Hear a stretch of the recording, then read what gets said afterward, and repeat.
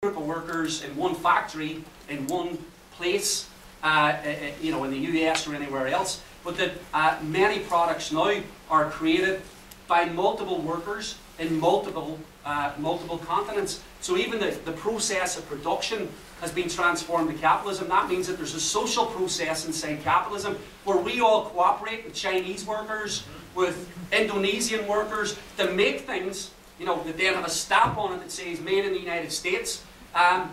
So you've got a huge contradiction here of like nation states, privately owned firms, but then a global working class that actually creates all the products that we use internationally, but have no access or control or right to decide what actually happens.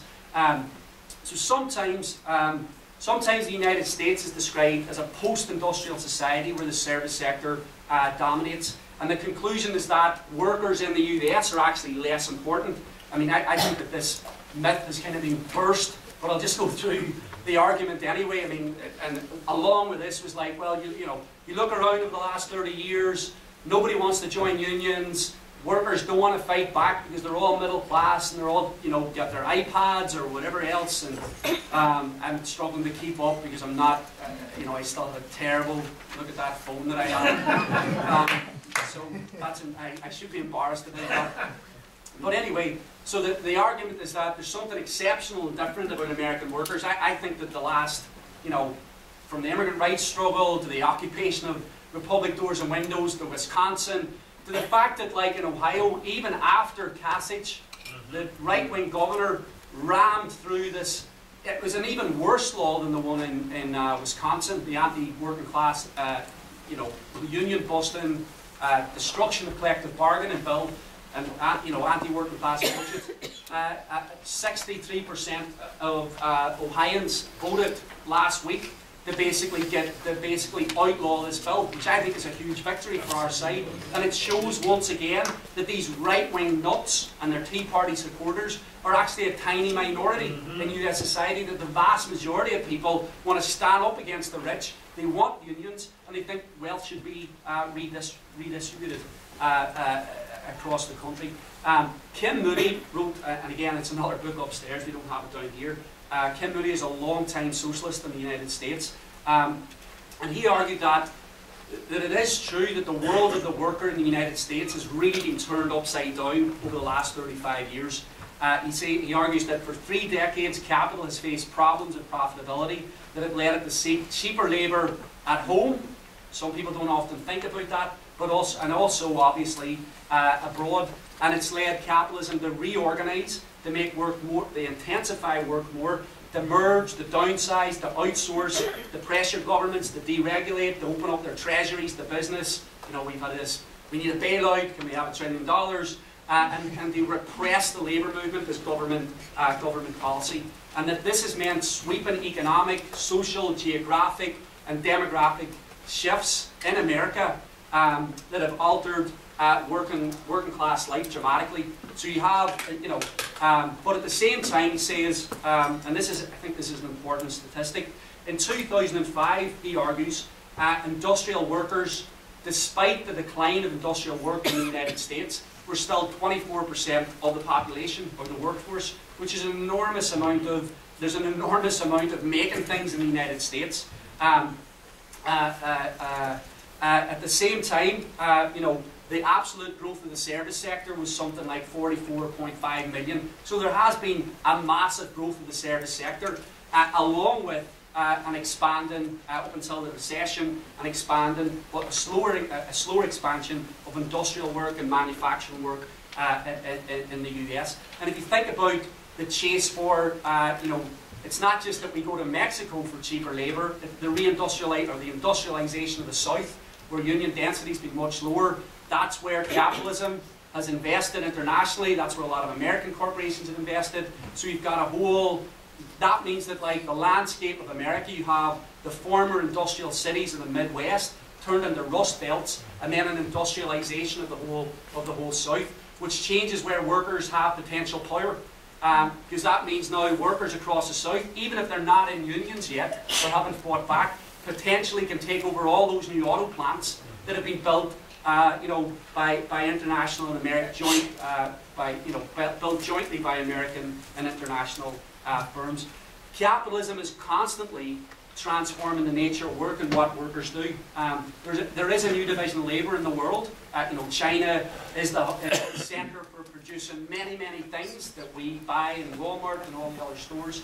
But the vast majority of service workers in the United States and white-collar workers are part of the working class.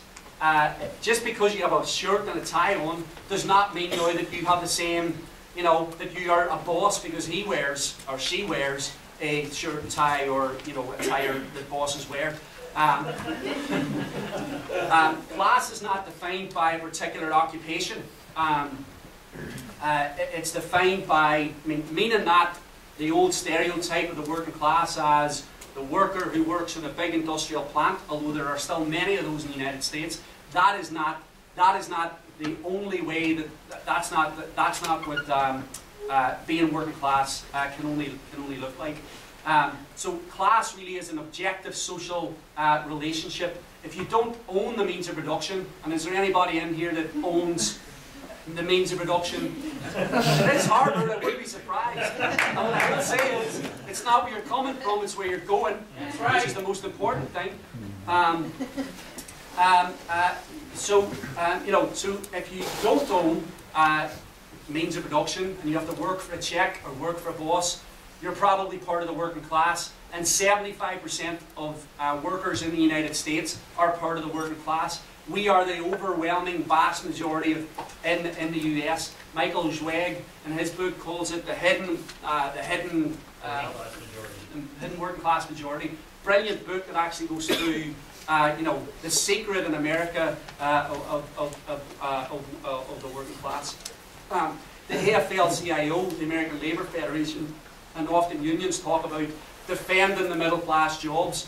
What they're really talking about, I think, is defending good working class jobs that pay a living wage, that actually have some benefits like healthcare and a pension, where you can send your kids, maybe send your kids to college, where you might have a car or two because you need them to actually get to work, where you maybe own your own house, and that you don't have to depend on food stamps. But the reality is many more people who consider themselves working class have actually been forced to go and get food stamps because this crisis has been so deep. So the Marxist definition of class is much different from the way it's discussed in schools and the mainstream media. What we mean by class is that there's a much smaller section of society that is between the big capitalists and the vast majority of working class. These people are small business owners. The people that the Tea Party are attempting to appeal to.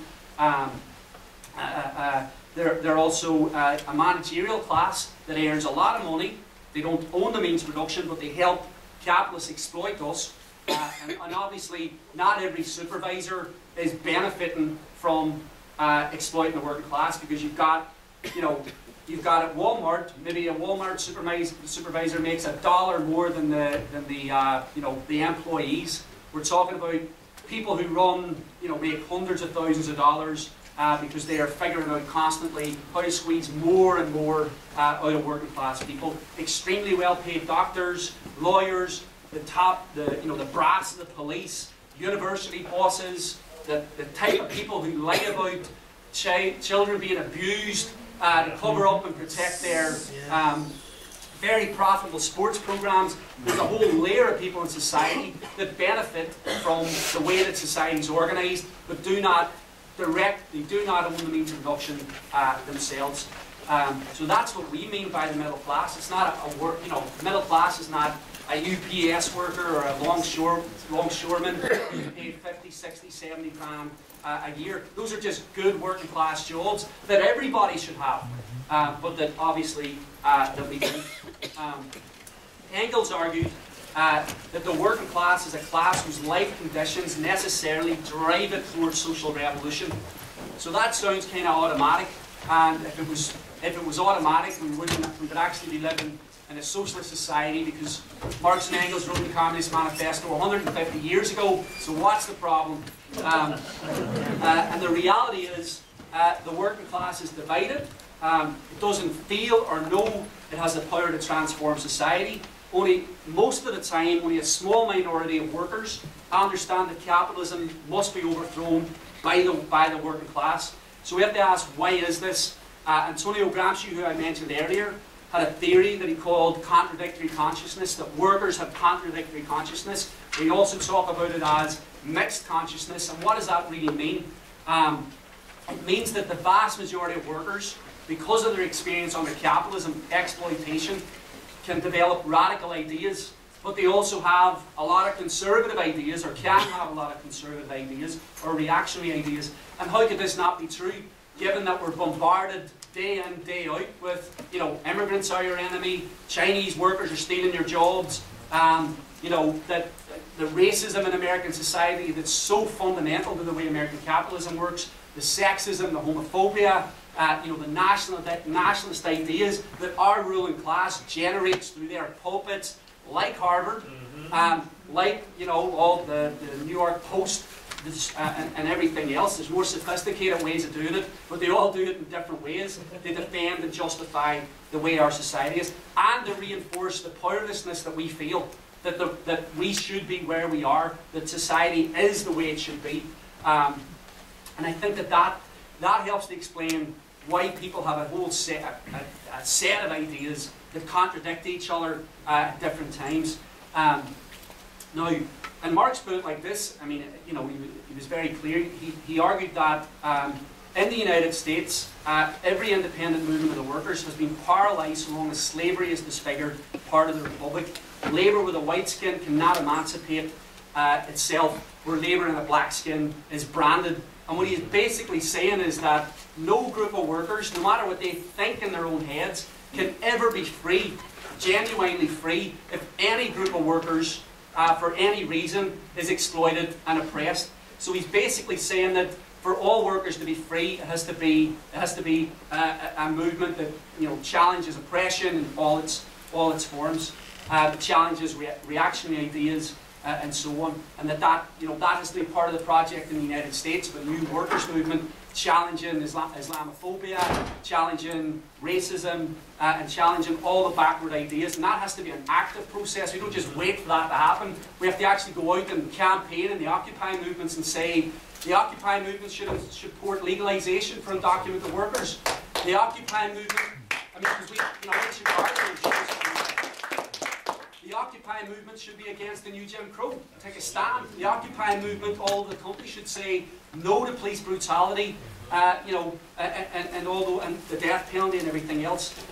Workers don't enter struggle because they decide that they want to. Hal Draper, another great American socialist, said that there's workers engage in class struggle not because they believe in it, but because the way he described it, any more than it is necessary to believe in Newton to fall from an airplane. So capitalism drags you into the class struggle. That's essentially what happens. And when capitalism is failing people, it's more likely that people will resist and begin to fight back.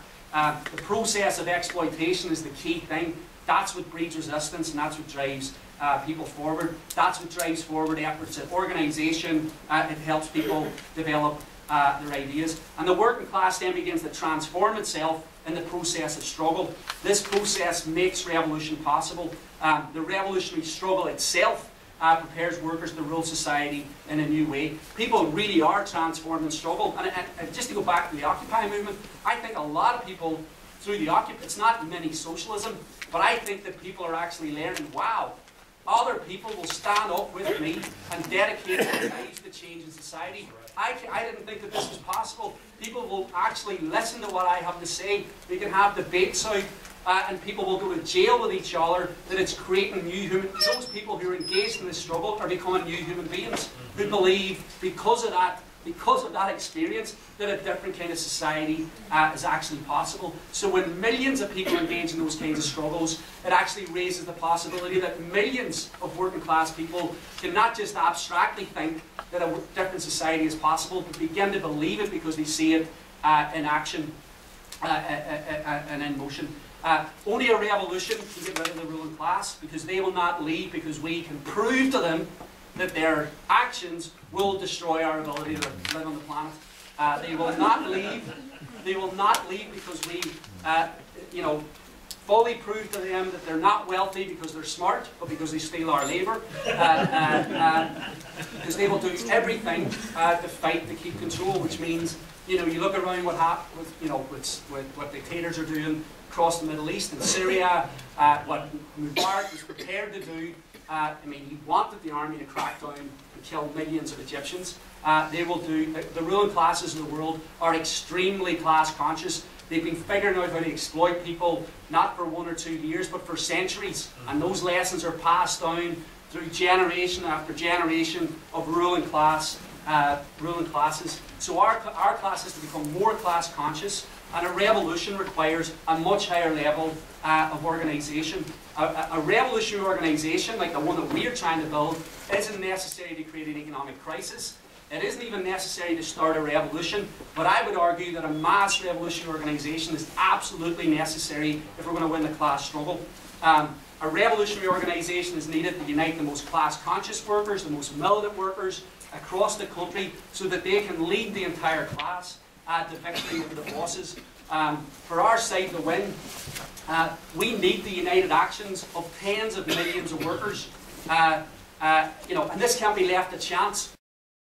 Everybody occupies their workplaces on the same day, or that everybody calls general strikes, you know, on the same day. That has to actually be organised. So the most class-conscious, the most militant revolutionaries, if they combine into a mass organisation, and we're not there yet, but out of these kinds of movements, you can begin to lay the groundwork, the seeds for a mass revolutionary organisation. If we can build that kind of organisation, it means that an organisation like that is capable of helping the working class to fully unleash its collective power by acting in unity. When we act in unity because of our numbers, that's what can bring down the system. And I'm just finishing up on this right now. The bosses will try to divide us.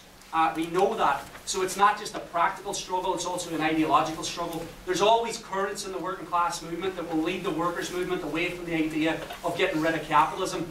We need a revolutionary organisation in all of those struggles that actually puts forward the need to get rid of the system, and that will be a battle that will be fought out. The last thing to say is the working class is the only class that can liberate all of humanity. We're not just having a revolution so the working class can become the ruling class and exploit the minority, right? The minority has exploited us for centuries and centuries. A successful revolution will have to protect itself against counter-revolution, but our goal is a classless society. We want to get rid of class and exploitation for all of humanity, and it's only the working class, because the working class can't get rid of its own chains unless it gets rid of chains for the whole of society. There'll be nobody to exploit. If there's anybody to exploit, we don't have a classless society, and it's not a genuine workers' revolution. So that's the potential and the role of the working class, and I'll stop there.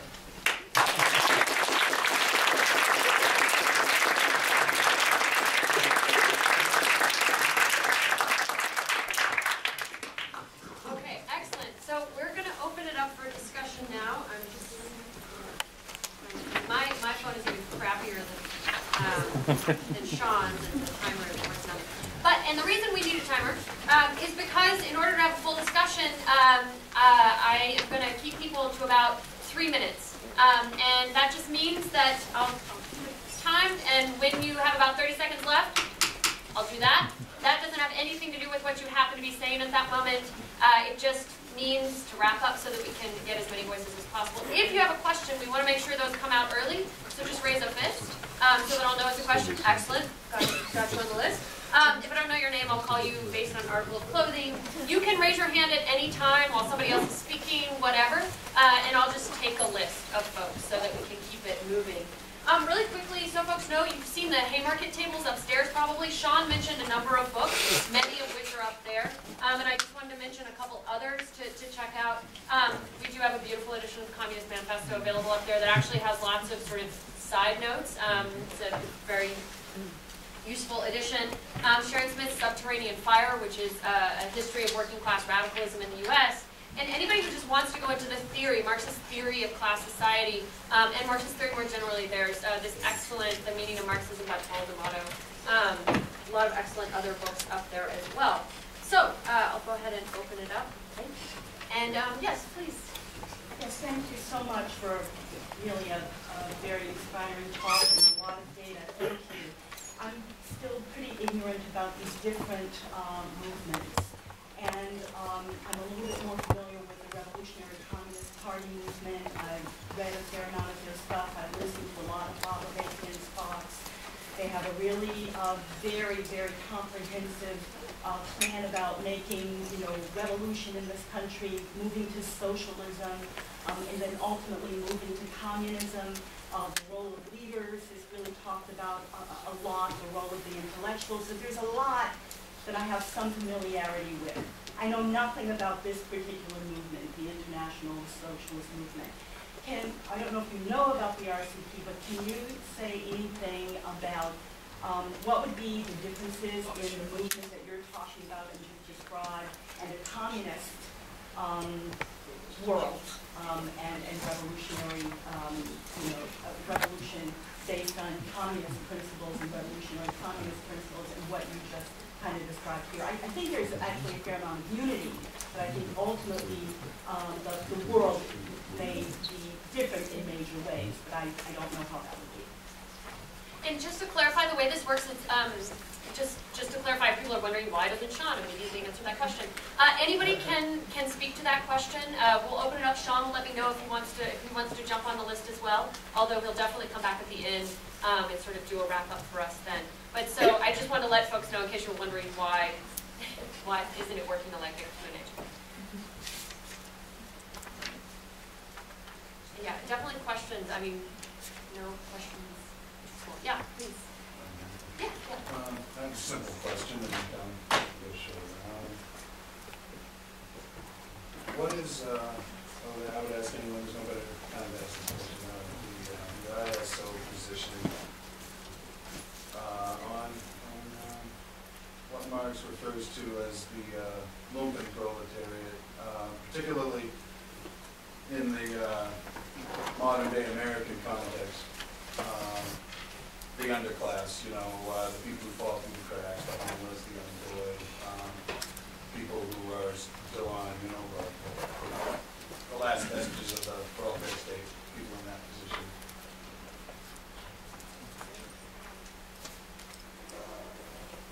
Yes, in the back. I was going to say, in terms of Marx on the lumpen proletariat, Shaun did mention the work of Hal Draper, and if you want a concise view, you should look at Volume 2 of Karl Marx's Theory of Revolution, Social Classes, I believe it is. And this is just Marx. I'm not particularly sure what the ISO per se says, but the lumpen proletariat is pretty much like the cast-offs of bourgeois society. Those who, in a sense, are even beneath the proletariat itself, homeless, beggars, prostitutes, and whatnot. And he's rather dismissive of a lot of it, but there is, and sometimes, and when he's talking about, say, France in the 1850s, a lot of lumpen proletariat elements were involved in, say, Louis Bonaparte's coup d'etat, and that has the potential. But there is, in terms of modern context, we've seen elements of the lumpen proletariat that can become potentially revolutionary, and I would probably say the Black Panthers would be an example of that. Is the brother in the red? Yeah, I think that, I want to first say that was a really great talk. Really gives a good, modern context to all that, this theory that can kind of seem abstract if you study it in academia. So I think, applying it to today is really important. But as far as, the lumpen proletariat and, what they would call the underclass, the homeless, and I think even, the what's called the petty bourgeoisie, the small shopkeepers or whatever. I think one thing that's important to mention is Marx talks about the working class leading the revolution, but that doesn't mean that these other sections of society aren't necessarily part of that revolution. So it's in order for us to really conceive of like a revolutionary situation. I know it seems like kind of far out there right now, with the exception of like Egypt and stuff like that. But I think it's like, you know, for example, Egypt, it wasn't just the workers that were part of the revolution, but it was actually the entire, you know, like lower half of society that was part of the revolution. But what separates Marx from like even like different, you know, people who might consider themselves Marxists, like Maoism, is that like the working class itself plays the central leading role in the revolution and the establishment of a new society. And without that, like definitely we want as many allies as possible in that fight.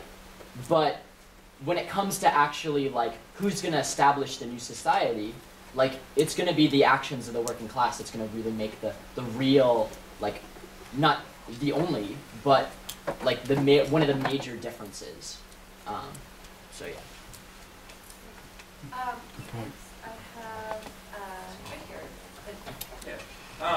So yeah, you know, Shaun touched on this a little bit, but I just want to bring up, you know, how important the Egyptian revolution is in terms of our understanding of the importance of the working class, because I think it takes a lot of ISO's theories or socialist theories and grounds them as a real world example. You know, and like I said, Shaun mentioned this, you know, for weeks the people were coming out into Tahrir Square in the hundreds of thousands and demanding that Mubarak step down. And for weeks Mubarak was saying, yes, I hear you, that's all very nice, but I'm going to stay right where I am. Things changed as soon as the struggle went out of Tahrir Square and into the workforce. Right. When workers went on strike, when they started shutting down the Suez Canal, which is a central you know, shipping area for oil and other things, when they shut down the Suez Canal, when it went into the textile factories, Mubarak was gone in days. And it's because they went and they shut down the economy. It's such an excellent example of what we're talking about right here, which is workers' power within the system. Egypt is a real-world example that when it went into the workforce, when workers got militant, Mubarak was gone. And then also, you know, Shaun ended with talking about the need for a revolutionary party. Again, this is, you know, there's an example here in Egypt where, you know, millions of Egyptians are demanding change, but what they lack are institutions and organizations, revolutionary organizations and infrastructure necessary for taking power. So while there's millions of people who are demanding change, right now there's that power vacuum that the military is filling, and it's because there's not a revolutionary leftist organization that's capable of filling that power vacuum. And now they're trying to make strikes illegal to maintain the health of the capitalist economy. And the reason they want to make strikes illegal is because they know that when the struggle goes back into the workforce, if it gets more militant and if it spreads, that military, you know, this temporary military ruling class is done with. And so that's why they want to limit the power of the working class, because they know that Marx was right. They know that if the people organize and take the struggle into the workforce, that it doesn't really matter how many guns the other side has. When we decide we're going to withhold our labor power, they're done for. In the green. Thanks. So I think that in the back here, you spoke really well about the role of the working class in leading social struggle, and I really appreciate the question about the lumpen proletariat. I mean, because capitalism oppresses and destroys the lives of lots of different sectors of society. There's the working class, the peasantry, middle class people who are constantly under pressure and being driven down into the ranks of the working class, and the unemployed. And the point about centrality of the working class and leading fight back is important. I think we're starting to see how some of that is playing out. I'm from Burlington, Vermont, and right in the Occupy Burlington movement. It was great the way Shaun talked about the importance of labor in the Occupy movement. It's clear the central role that the working class is playing in driving and moving the Occupy movement forward, but it's also the case that the Occupy movement is taking up demands against homelessness, against unemployment, and including in the movement people who've otherwise been excluded from that kind of social activity before. So there's elements of the lumpen proletariat starting to play a more active role in the Occupy movement. If the working class needs to lead the revolution, but if we're going to win, we need to unite then the whole of the 99% under our banner. I also want to raise a question to put out there for discussion. Shaun talked about the different ways that the 1% divide us against each other, like racism, sexism, and he also mentioned nationalism. And that's a question I want to raise also about the Occupy movement, because it's very clear that there's like efforts in the Occupy movement to like combat things like racism and sexism, and it's not really okay like in Occupy Burlington to say explicitly racist or sexist things. What about the role of nationalism in dividing the working class today? It's not like seen as hostile to the Occupy movement. I've heard someone the other day said something along the lines of, with this new fight back, I've never been so proud to be an American. How does that, what is the nature of how that plays out? What's the role it can play, and how do we continue to orient around the building movement that sees our project as an international movement and against the nationalism of the 1%? Great. Nicole and Sherry, then I have you just Nicole. Yeah, I wanted to address the sister's question about the Revolutionary Communist Party. I think it's an important question. There are other left forces in this country. And the first thing to say about it is that the ISO stands alongside of other radicals and revolutionaries and leftists in fighting against the 1%.